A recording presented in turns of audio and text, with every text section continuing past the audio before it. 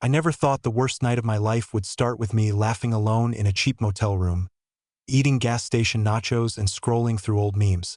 But somehow, that's exactly where the first crack appeared. A night so stupid and ordinary that I should have seen the warning signs. If I had, maybe I wouldn't be sitting here now, staring at a half-packed suitcase and wondering how I ever became the kind of guy who missed all the red flags. My name's Lel. Yeah, not exactly a name you hear every day, unless you're a retired farmer or a Civil War reenactor. I'm 34. I sell auto parts online. And until 3 weeks ago, I thought my wife, Darcy, was the only thing in my life that actually made sense. Darcy was one of those women who could make you believe she was doing you a favor just by staying married to you. She had this easy way of talking, laughing, charming everyone in a room without even trying. And me? Well, I was just happy to be orbiting her world. I'd make dumb jokes, fix stuff around the house, buy her flowers for no reason. Basically, the human version of a golden retriever.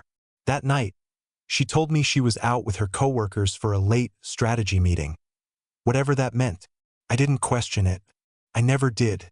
If anything, I felt guilty for texting her earlier, worrying she was working too hard. I was halfway through my soggy nachos when my phone buzzed. Video call from Darcy.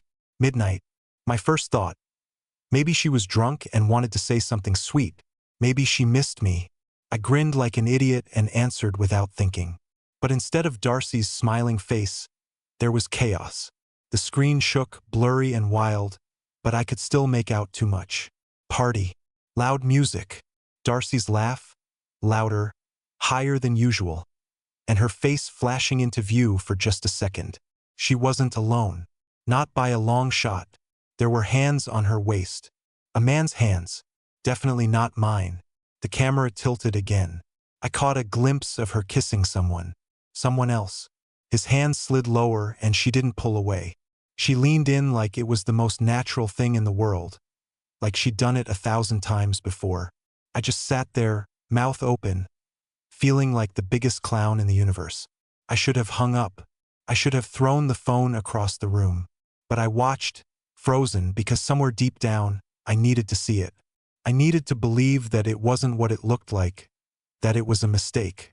Spoiler, it wasn't a mistake. When the screen went black and the call dropped, I sat there for a full minute, staring at my reflection in the dark screen. Some sad, clueless guy in a crumpled t-shirt who didn't even realize he'd been turned into a ghost months ago. I wiped my hands on my jeans, stood up, and started packing my bags without even knowing where I was planning to go. I just knew I couldn't stay. Not in that motel, not in our house. Not in a life built on a foundation that had crumbled right under my nose while I was too busy making nachos and loving someone who didn't love me back. And that was just the beginning. I didn't sleep that night. Not even a minute. I sat in my truck in the motel parking lot. Engine off, heater barely humming. My mind racing in 1,000 directions at once. The cold seeped into my bones, but I barely noticed. Every time I closed my eyes, I saw it again.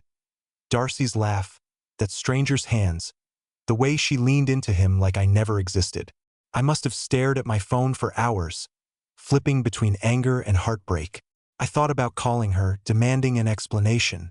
I thought about texting her something savage, something that would make her hurt even a fraction of what I was feeling.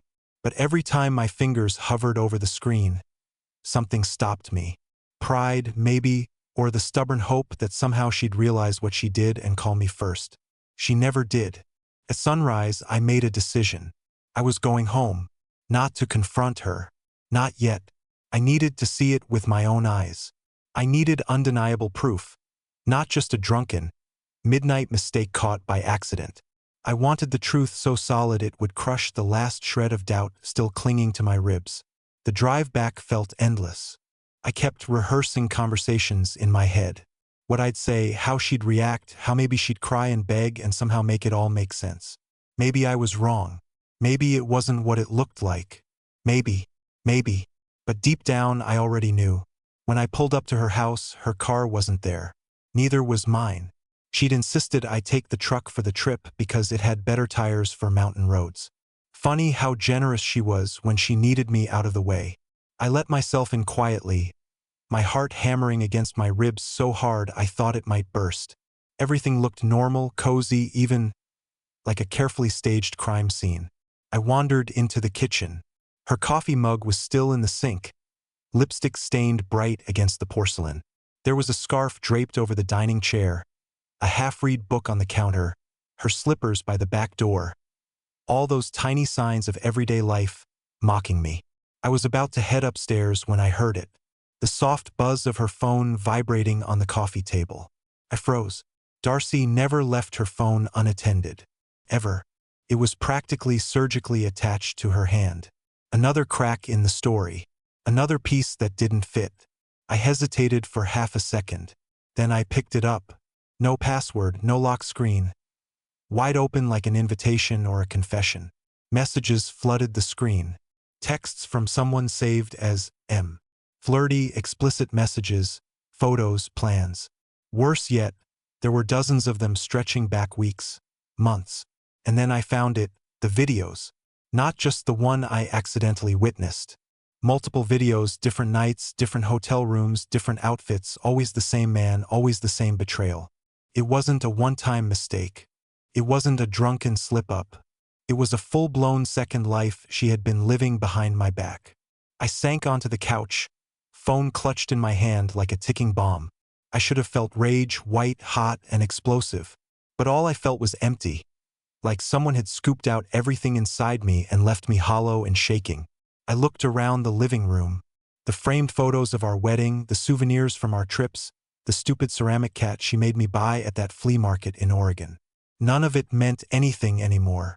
It was all props on a stage I didn't realize I was performing on alone. For the first time in years, I realized I didn't know the woman I married. Not really. Maybe I never had. And sitting there in the quiet wreckage of my life, I made another decision. This wasn't going to be a screaming match. It wasn't going to be a dramatic confrontation with thrown plates and slammed doors. I wasn't going to give her the satisfaction of seeing me broken and desperate, begging for answers she wouldn't even bother to give. No, I was going to disappear from her life exactly the way she deserved, without a single warning. Without a word, I stood up, grabbed a trash bag from under the sink, and started. Anything that mattered to me, I packed. Anything that reminded me of her, I left behind like old garbage. By the time I finished, there was only one thing left to do, and it would break her more than any angry words ever could. I packed fast but methodically, like some part of me had already practiced this 100 times in my mind without realizing it. A few changes of clothes, my laptop, some personal documents I might need. I left my wedding ring on the coffee table, right next to Darcy's buzzing phone.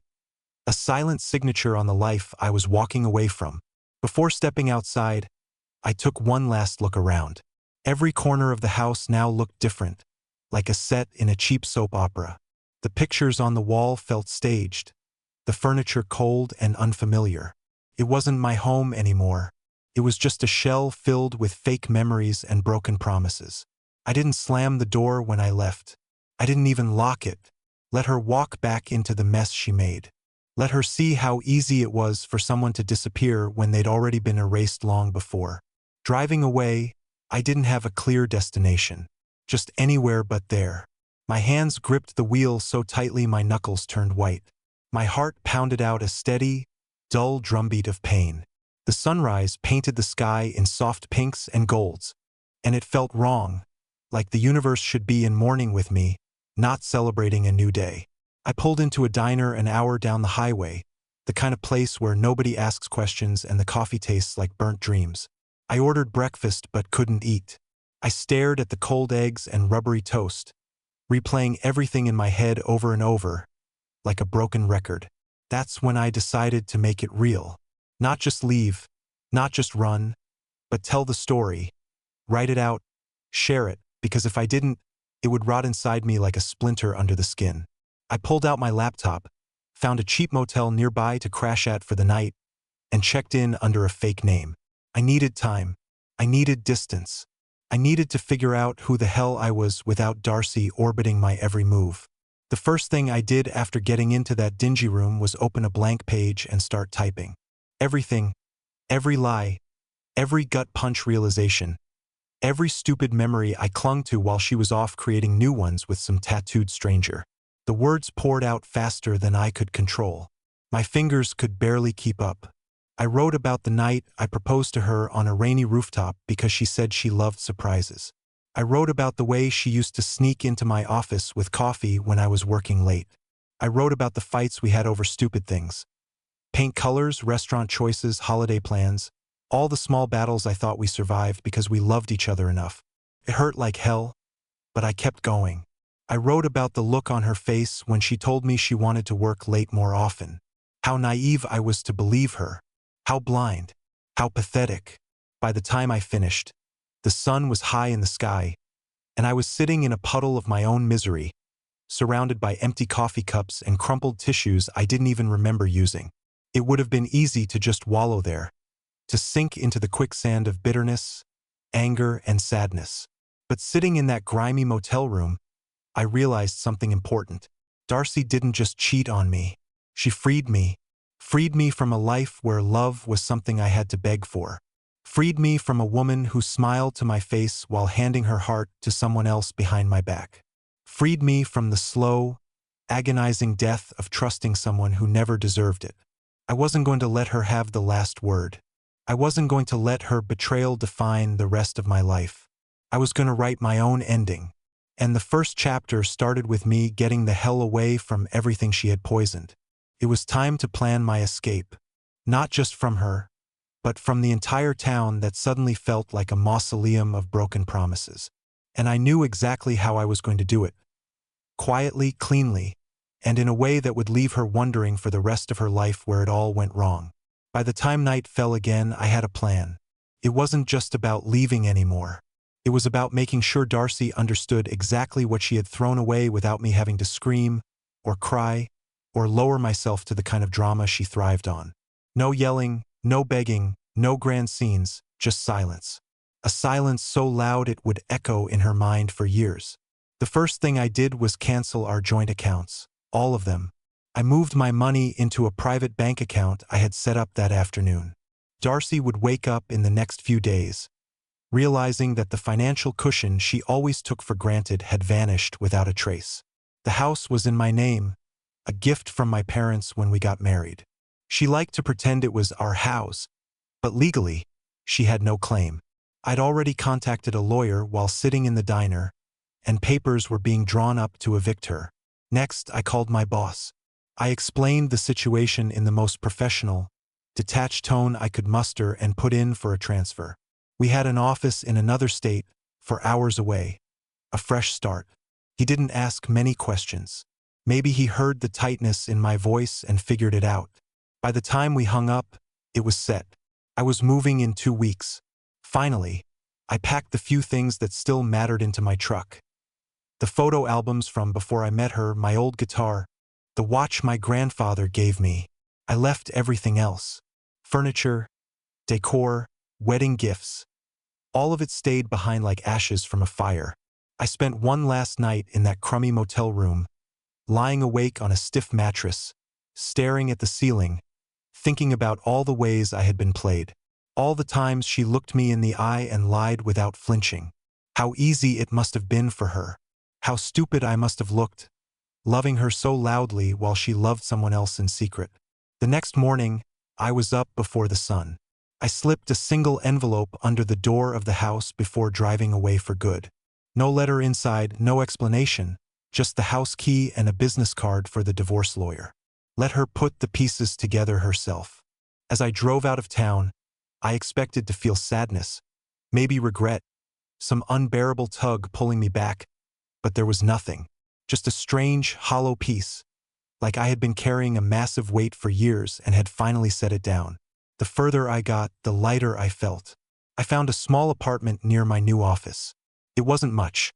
A tiny kitchen, creaky floors, a view of a sad little parking lot. But it was mine. No shared closet, no fake smiles, no pretending. Over the next week, I started building a new life from scratch. A new job, a new routine, new friends who didn't know me as Darcy's husband. I even started going to the gym again, something I hadn't done in years because Darcy always said it was a waste of time. And every day that passed, I realized more and more how deeply she had sunk her hooks into my life without me even noticing. The little jabs, the manipulation disguised as concern, the way she chipped away at my confidence until I barely recognized myself. She didn't just cheat on me with another man.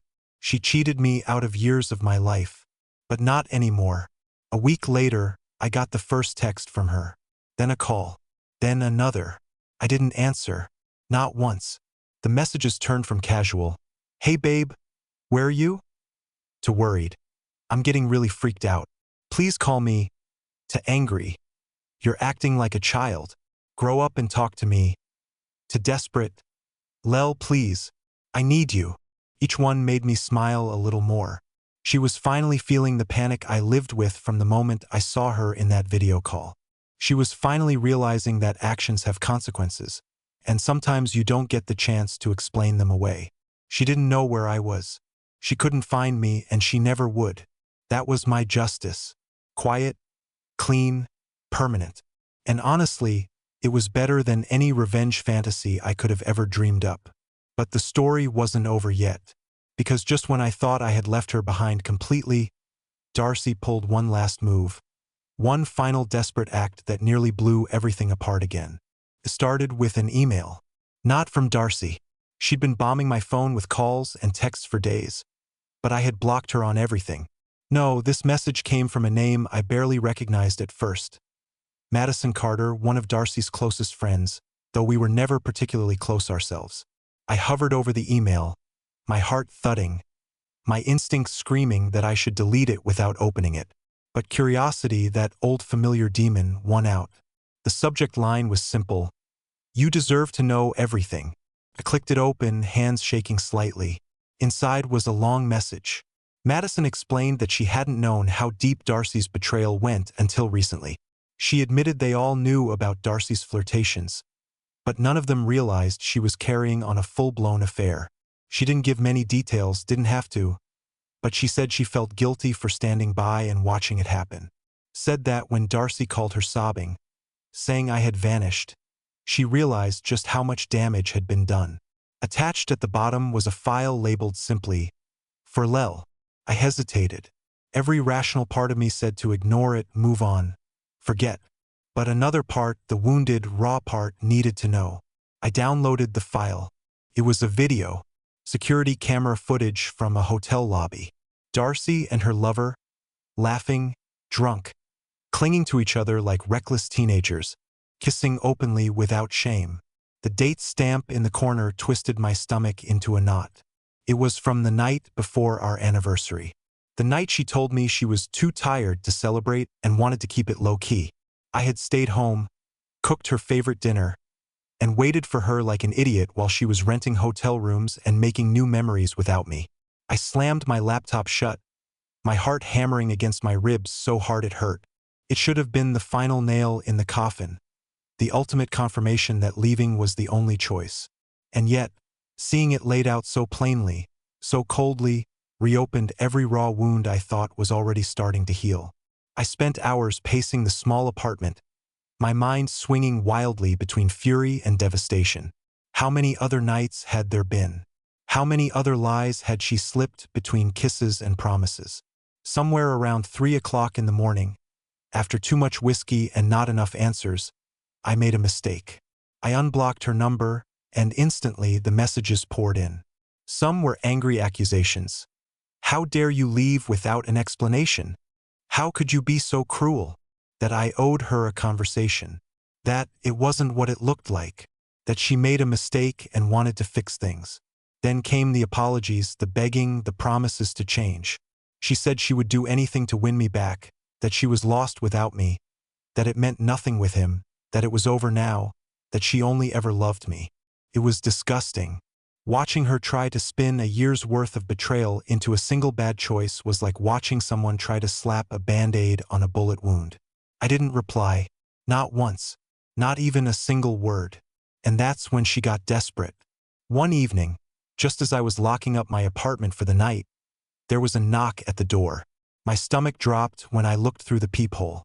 Darcy was standing there in the hallway, makeup smudged, hair messy, clutching a duffel bag like some tragic runaway from a bad romance movie. I didn't open the door. I didn't say a word. I stood there, heart pounding, while she knocked and cried and begged on the other side. I could hear her sliding down the door, sobbing, whispering my name over and over like a prayer. It broke something in me to hear it, not because I wanted her back, but because I finally saw her for what she truly was. She wasn't crying because she loved me. She was crying because she lost control, because the safety net she took for granted had been ripped away, because she realized too late that real loyalty can't be faked, and real love can't be repaired once it's been shattered. Eventually, the hallway went silent. I waited another hour before daring to peek outside. She was gone. Just a dark stain on the carpet where she must have sat for hours, waiting for a man who no longer existed.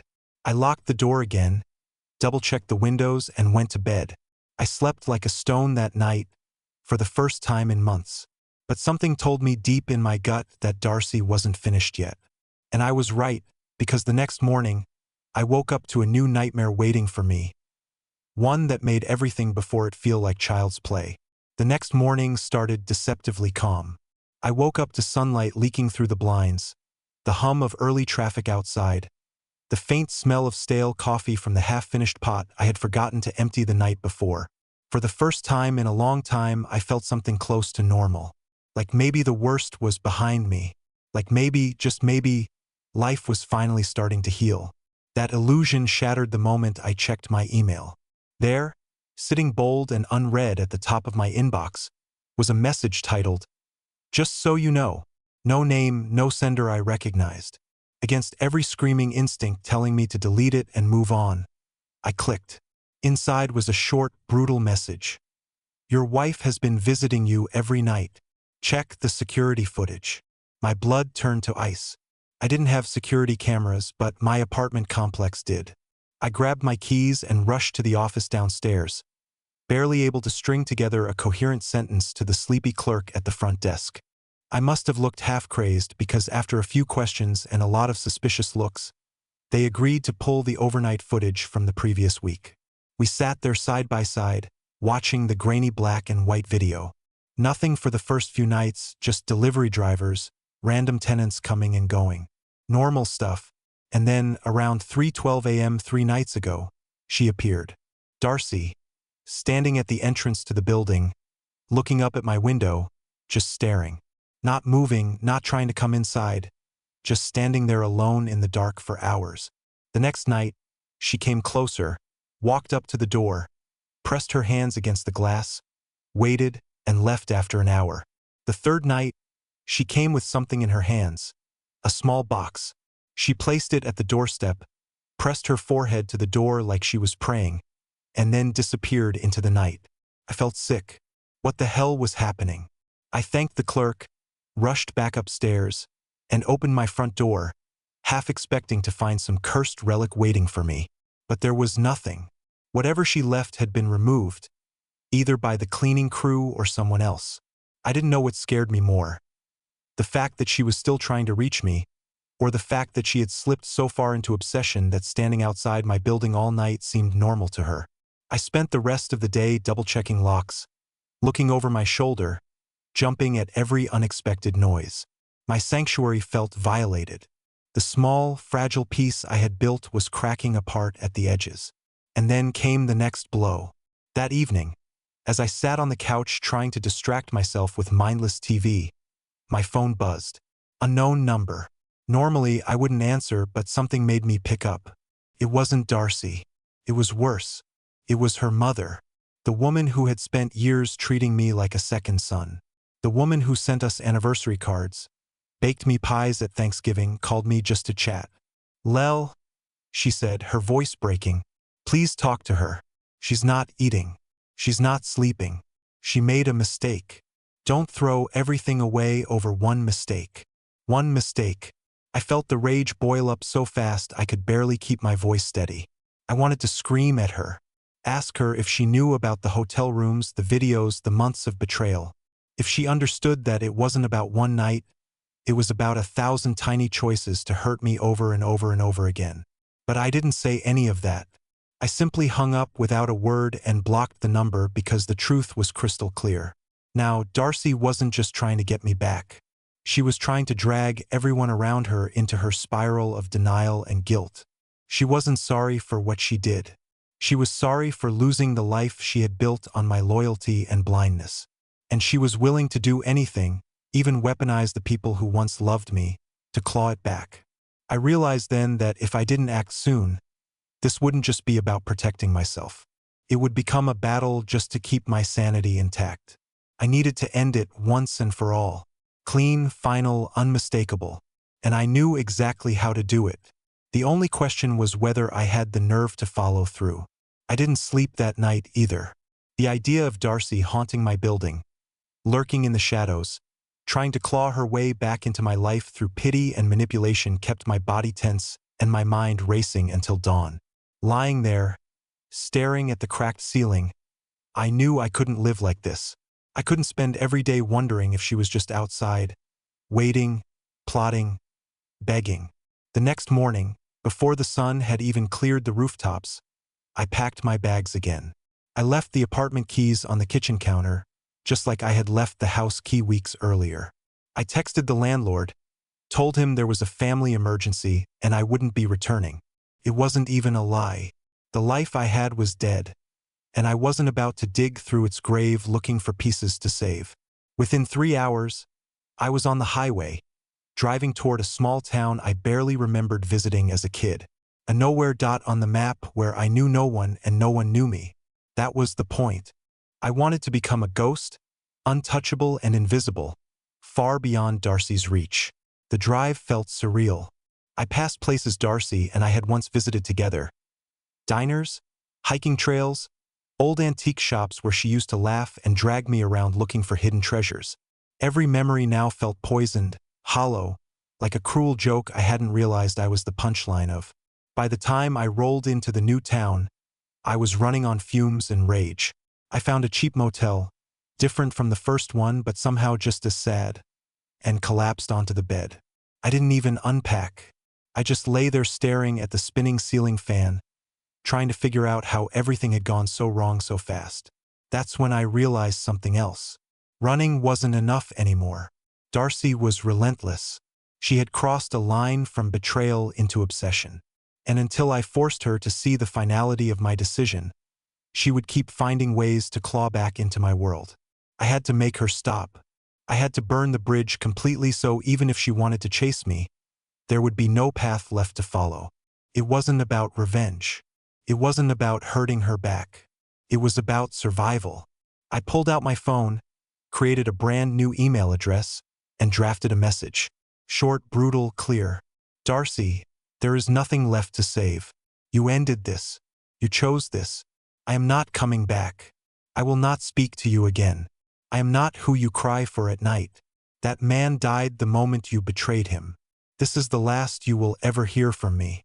Do not try to find me. If you do, I will involve the authorities. Goodbye. I read it over once, twice, 3 times, making sure there was no anger, no emotion she could manipulate or twist. It was a death certificate for our marriage, signed not with hatred, but with indifference. I hit send, blocked the email immediately, turned off the phone, and just like that, it was done. The silence that followed wasn't peaceful at first. It was suffocating, heavy, like standing in the eye of a hurricane, waiting for the next wave of destruction to come. Part of me kept expecting a knock at the door. A message slipped under the crack, a scene straight out of a bad thriller. But nothing happened. The silence deepened. Days passed, then a week. No calls, no emails, no messages from friends or family begging me to give her another chance. No sightings of Darcy standing outside like some ghost from a past I no longer claimed. She was gone. Really, truly gone. And in that emptiness, I found something I hadn't felt in what felt like a lifetime. Peace. I started living again. Slowly, carefully, like a man learning how to breathe after being underwater for too long. I got a job at a small hardware store, rented a tiny apartment above a bakery where the smell of fresh bread woke me up every morning instead of panic. I went to movies by myself, ate dinners in quiet little diners, Sat by the river some evenings just listening to the world without feeling like it was laughing at me behind my back. Little by little, piece by piece, I rebuilt myself. Not the version of me Darcy had needed, the obedient, eager-to-please husband who always came second. The real me, the man who deserved honesty, loyalty, respect. The man who knew now that sometimes the greatest act of love you can offer yourself is walking away from someone who was never really holding your hand, just chaining you to a sinking ship. I didn't hate Darcy anymore. I didn't love her either. I felt nothing. And that, more than anything, was my final victory. But just when I thought my story had finally ended, when I thought I had escaped all of it for good, something happened. Something that made me realize that even the deepest wounds can leave scars you never expect. Because ghosts don't always knock at your door. Sometimes they leave a letter in your mailbox. It was a crisp Saturday morning when I found the letter. No return address, just a simple white envelope tucked into my mailbox between a grocery store flyer and a coupon book. For a moment, my stomach clenched, expecting the worst. Another desperate plea, a final trick. Part of me wanted to rip it up without reading, toss it into the nearest trash bin, and never look back. But something, curiosity, closure, maybe just stubbornness, made me slide my thumb under the flap and pull the paper free. The handwriting was unmistakable, Darcy's. But what caught me off guard wasn't what she wrote. It was how short it was. Lel, I'm letting go. You were right. I'm sorry. I hope you find the happiness I never gave you. Darcy. No begging, no blame, no elaborate explanations. Just a simple surrender. I stood there for a long time, the cold morning air biting my cheeks, staring at those few words. It didn't change anything. Didn't undo the betrayal or erase the months of pain. But somehow, knowing that she had finally stopped chasing, finally understood that it was truly over, brought a strange kind of peace I hadn't expected. I folded the letter, placed it gently back into the envelope, and tucked it into a drawer. Not out of sentimentality, but as a reminder, a final piece of the past, sealed away where it could no longer touch the life I was building. And build it I did. With Darcy truly behind me, the world opened up in ways I hadn't thought possible. I started taking photography classes at the community center, bought a used camera, and spent weekends hiking through the forests and lakes that surrounded the town, capturing sunsets, birds, the quiet beauty of life that had nothing to do with pain. One afternoon, while photographing a farmer's market, I met someone. Her name was Elise. She was helping her grandmother sell homemade jams at one of the stands. She had the kind of smile that made you forget you had ever known sadness. It wasn't instant love. It wasn't supposed to be. It was something slower, gentler. A friendship that grew into trust. Trust that eventually blossomed into something stronger, something real. Elise knew about my past.